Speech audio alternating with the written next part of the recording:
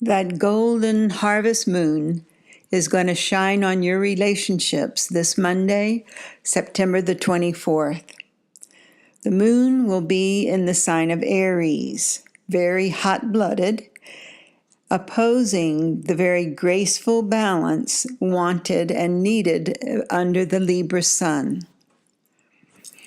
I ask you the question, why do we write so many poems and love songs about the harvest moon?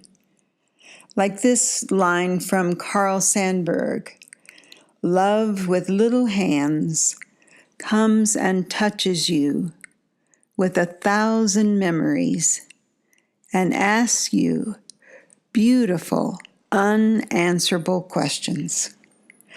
Hi, I'm Judith Royal, archetypal astrologer, and this is your astrology weather forecast for the week of September 24th to the 30th, 2018.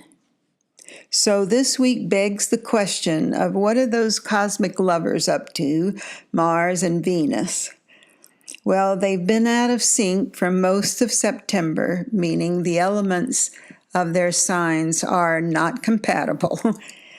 Because Mars is in airy Aquarius and Venus is in that prolonged stay in intensely sensuous Scorpio. Now, Mars' mood is, well, very often a fighting mood, right? But right now, in particular, it's the mood of sort of rebellion, restlessness, and likely you'll get the urge to act on an impulse without much thought, because Mars is sort of inside you, stirring up the place where you feel restrained or limited by yourself or by outer circumstances, either one. And so this is going to show up in your close personal relationships, especially those from the past, which are going to come up in your life this week as the target of your revolutionary urges. Actually, they want to be transformed. And Venus's mood, well, again, your close personal relationships are the emphasis, and but they're likely to be afflicted with jealousy or secretiveness. And so notice the relationships, again, particularly from the past, that you're obsessed with, like you just can't get that person out of your mind for some reason, because those relationships are candidates to get derailed this week by your possessiveness or the other person's possessiveness towards you. So you've been warned. Venus and Mars are going to create a difficult event so that we can see all of this. And that's going to come in our personal lives this Thursday, September the 27th. Now, except for the fact that you're listening to me, you won't see this coming. But you're going to have very high, even robust physical energy to deal with it. So no worries.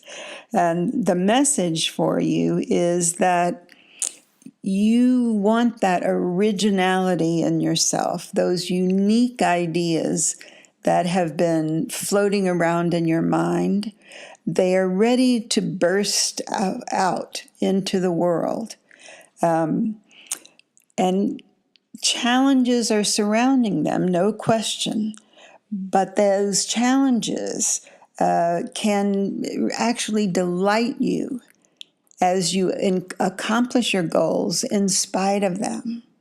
So this week, we get a glimpse of the truth of transcendence within every seemingly insignificant event that we encounter. Often those insignificant events, remember, are those little synchronicities that fall on our path and show us that we are going in the right direction, or sometimes that we're in the dark, we're in the wrong direction. But what about the dark side of this fiery Aries harvest moon.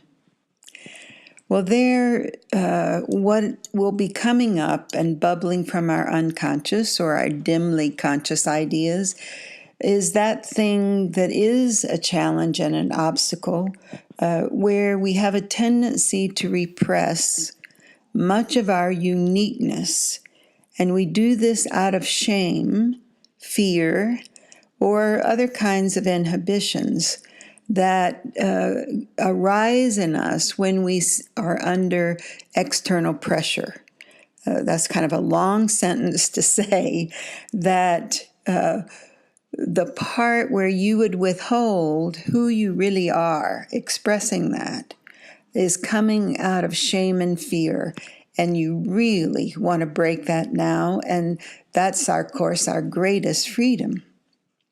So, the transcendent part of this week is that we are going to be able to touch those archetypes that I talk about a lot and that you see everywhere, whether in the media or on the political stage, whatever, because when we identify these archetypes, we awaken within ourselves a higher level of consciousness. Because when we get that glimpse of the truth, the transcendent truth, that is transcending the ego, we see so much more the reflection in our world of our true inner nature. Because after all, life is a mirror that shows us who and what we think we are. So, I think this puts love in the 11th dimension. And that 11th dimension is called always, as in, I will always love you through all eternity, timelessly, with or without your body or mine. With a body, I can see the light in you beyond appearances. I can see that we are connected to all living things. And transcending our bodies, our ego, the ego's idea trying to convince us that we are separate. But this week we transcend that to know that I am one with you, that we are one. And that dimension of always is what we all want in our closest loving relationships. This Monday, before we get to that Aries harvest moon, which comes in the evening, about 7:50 Pacific Daylight Time, before we get to that, of course, we have still the Pisces moon carrying over from the weekend, when there was an emphasis on great compassion and empathy, helping other people. And under that Pisces moon on Sunday, Pluto came to a stopping point. That is, he shifted into a forward gear. He's been retrograde for quite some time. And this says the laser focus for transformation is pointing towards, and I know this is leaping forward a lot, but you do want to know this, that there is going to be a very auspicious and critical turning point in our world on January the 11th of 2020. And that is the time that Saturn, Sheriff Saturn, is going to catch up and pair exactly with this Pluto, both of them in Capricorn. This is the aspect of the magician in which we are going to channel all of our higher consciousness, all of the wisdom that we have brought into our awareness from our ancestors, from our experiences in this lifetime. We are going to gather all of that integrity and fairness together, and it is going to infuse and go through all of the structured systems in our world. So that's a wow kind of transformation. And really, we can look forward to that, knowing that all of the efforts you're making right now to reevaluate your values will bring us all to that point with greater ease. That brings us back to what are Saturn's sobriety checkpoints for this week.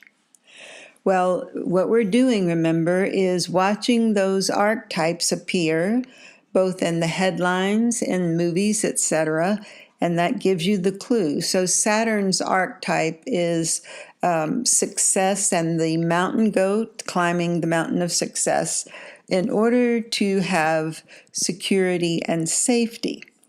So that's not necessarily going well in our world right now. And I noticed in this past week a headline, a quote within it that really struck me as the checkpoint for right now. And it said, they seem to have a lot of agendas, but no strategy. I think they were referring to something on the political spectrum there, but Saturn loves strategy, not any kind of pie in the sky, muscle flexing thing of power. And especially Saturn in the sign of Capricorn, the sign of the Supreme Court Justice. He is really requiring a step-by-step, well-organized strategy, feeling that it's really, we will be experiencing the awareness of this, that it's essential for, even if we're climbing the ladder of success corporately, but actually just for the building of fairness and our renewed look at our values. What really is important to you? What do you truly value within your own personal self? So wisdom when making choices and fairness in the outcome. Those are the sobriety checkpoints for Sheriff Saturn. Those of you who have your moon sign in the sign of Aries, or Taurus, or Gemini, this week is your lunar birthday. So when the moon is in the same sign as the moon was when you were born, you have a heightened intuition, a heightened sense and ability of prophecy, and your lunar sonar is just really pinging and bringing you back all of the information that you need. So it's the high point of your month. Now, I've already mentioned Thursday is the Watchtower Day.